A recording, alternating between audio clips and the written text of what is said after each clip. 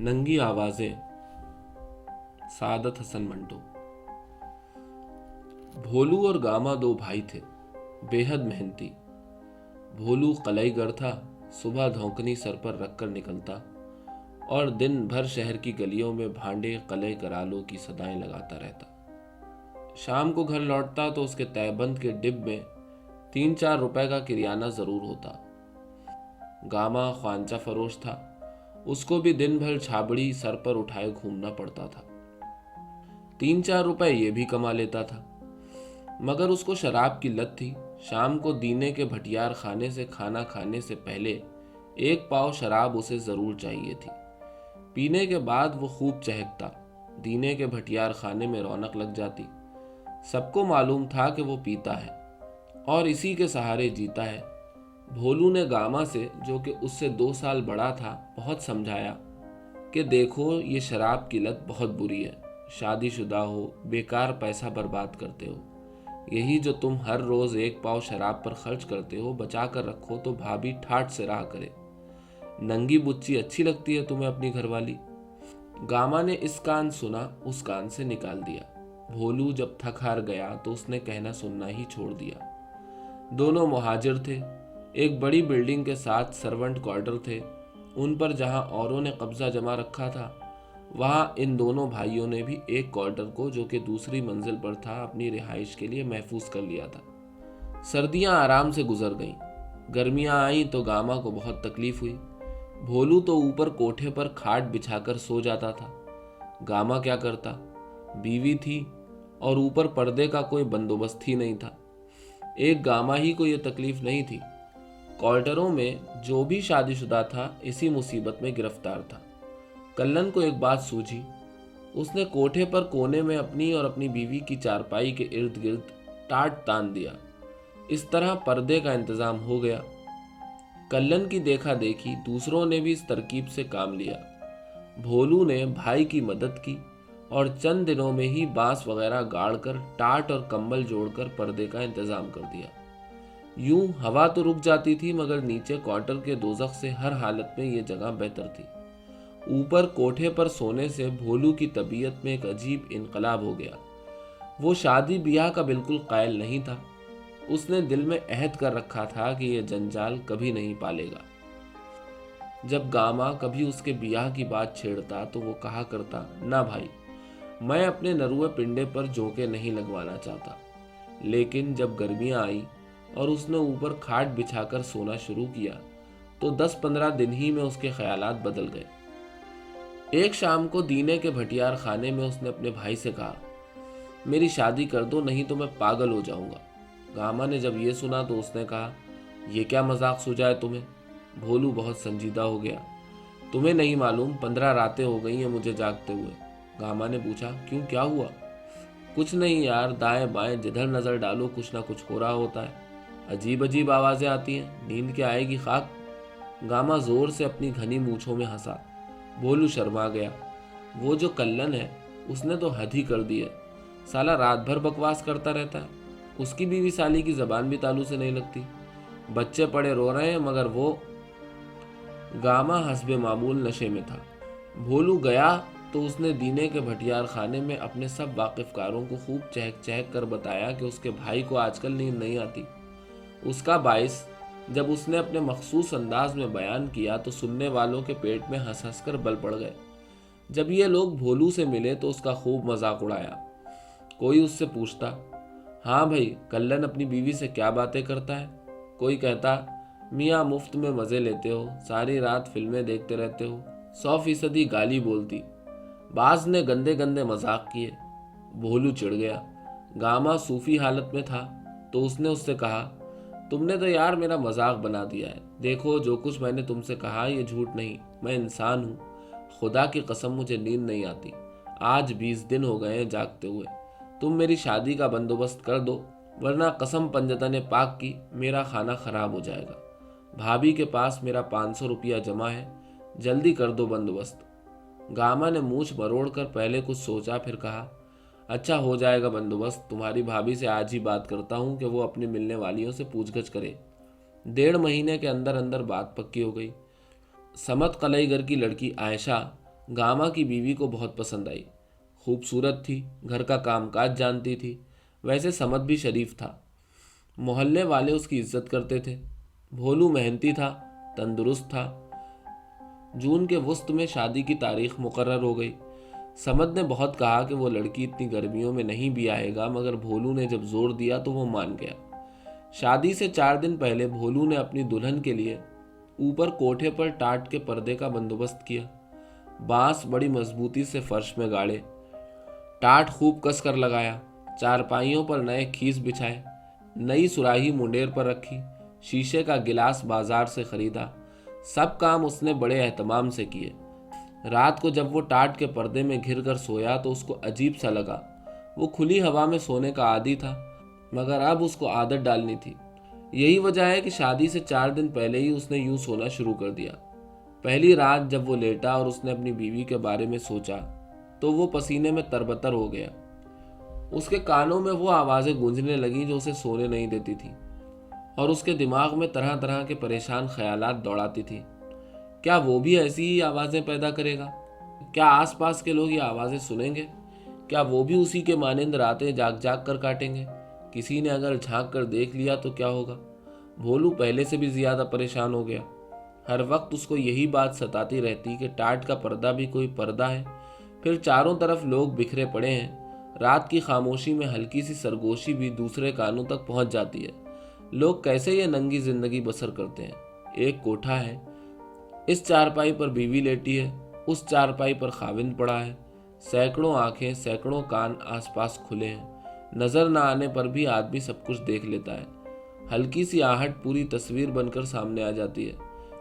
सूरज निकलता है तो उसकी रोशनी सारी चीजें बेनकाब कर देती है। वो सामने कल्लन अपनी बीवी की छातियां दबा रहा है। वो कोने में उसका भाई गामा लेटा है, तहबंद खुलकर एक तरफ पड़ा है। इधर अब्दू हलवाई की कंवारी बेटी श्यामा का पेट छिदरे टाट से झांक झांक कर देख रहा है। शादी का दिन आया तो भोलू का जी चाहा कि वो कहीं भाग जाए, मगर कहाँ जाता? अब तो वो जकड़ा जा चुका था। गायब हो जाता तो समझ जरूर खुदकुशी कर लेता। उसकी लड़की पर जाने क्या गुजरती। जो तूफान मचता वो अलग। अच्छा, जो होता है होने दो, मेरे साथी और भी तो हैं। आहिस्ता आहिस्ता आदत हो जाएगी मुझे भी। भोलू ने खुद को ढारस दी और अपनी नई नवेली दुल्हन की डोली घर ले आया। क्वार्टरों में चहल पहल पैदा हो गई। लोगों ने भोलू और गामा को खूब मुबारकबादें दी। भोलू के जो खास दोस्त थे उन्होंने उसको छेड़ा और पहली रात के लिए कई कामयाब गुर बताए। भोलू खामोशी से सुनता रहा। उसकी भाभी ने ऊपर कोठे पर टाट के पर्दों के नीचे बिस्तर का बंदोबस्त कर दिया। गामा ने 4 मोतिये के बड़े बड़े हार तकिए के पास रख दिए। एक दोस्त उसके लिए जलेबियों वाला दूध ले आया।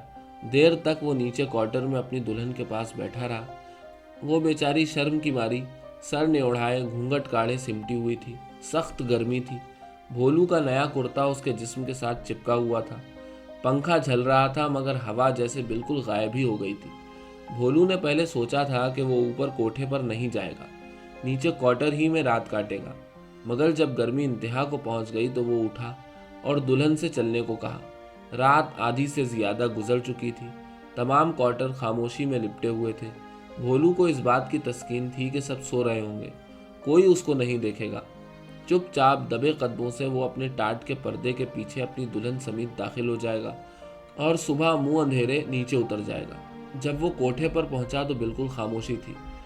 दुल्हन ने शर्माए हुए कदम उठाए तो पाजेब के नुकरे घुंघरू बजने लगे।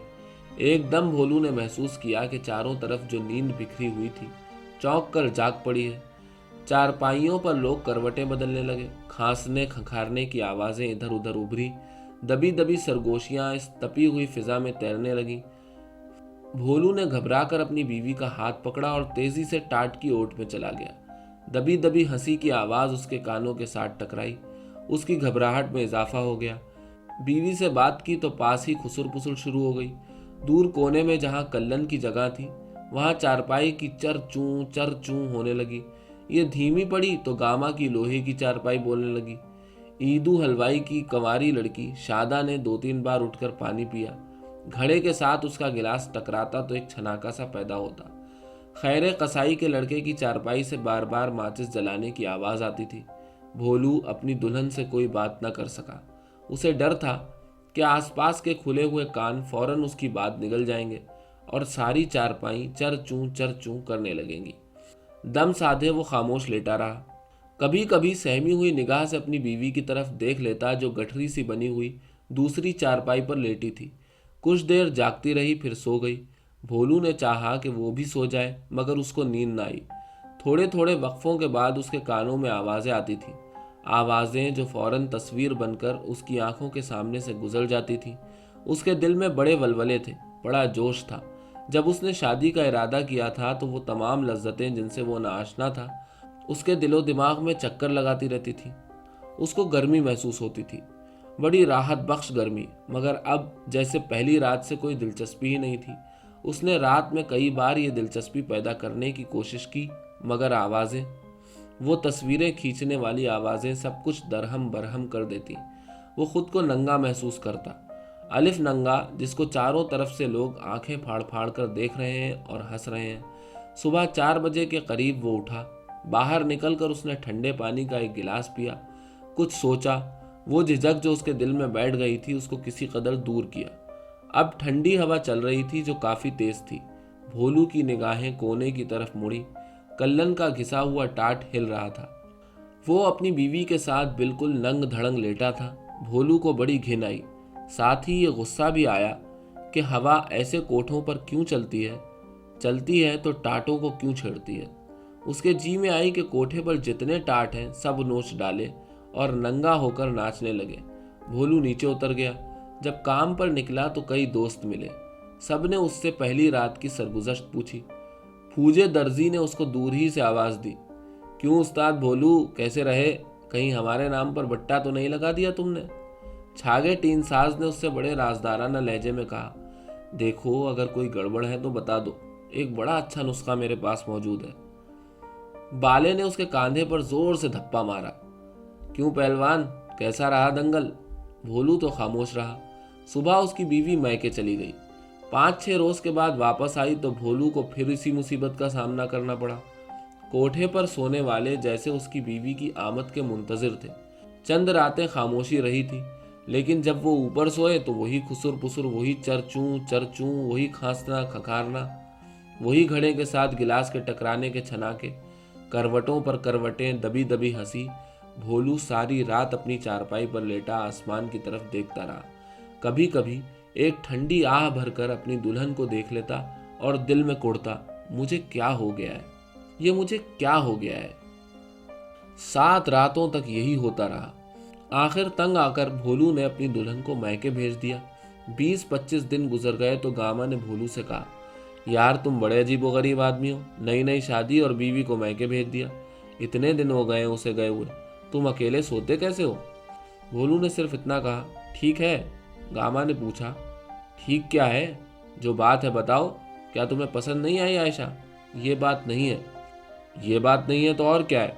भोलू बात गोल कर गया। थोड़े ही दिनों के बाद उसके भाई ने फिर बात छेड़ी। भोलू उठकर क्वार्टर के बाहर चला गया। चारपाई पड़ी थी, उस पर बैठ गया। अंदर से उसको अपनी भाभी की आवाज़ सुनाई दी।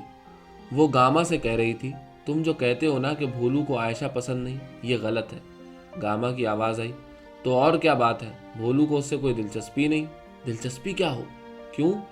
गामा की बीवी का जवाब भोलू न सुन सका, मगर इसके बावजूद उसको ऐसा महसूस हुआ कि उसकी सारी हस्ती किसी ने हावन में डालकर कूट दी है। एकदम गामा ऊंची आवाज़ में बोला, नहीं, ये तुमसे किसने कहा? गामा की बीवी बोली, आयशा ने अपनी किसी सहेली से जिक्र किया। बात उड़ती उड़ती मुझ तक पहुंच गई। बड़ी सदमा ज़दा आवाज़ में गामा ने कहा, ये तो बहुत बुरा हुआ।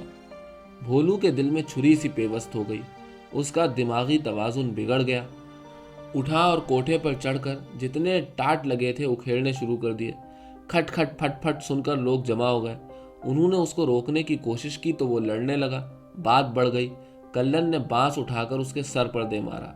भोलू चकराकर गिरा और बेहोश हो गया। जब होश आया तो उसका दिमाग चल चुका था और वो अलिफ नंगा बाजारों में घूमता फिरता है। कहीं टाट लटका देखता है तो उसको उतार कर टुकड़े टुकड़े कर देता है।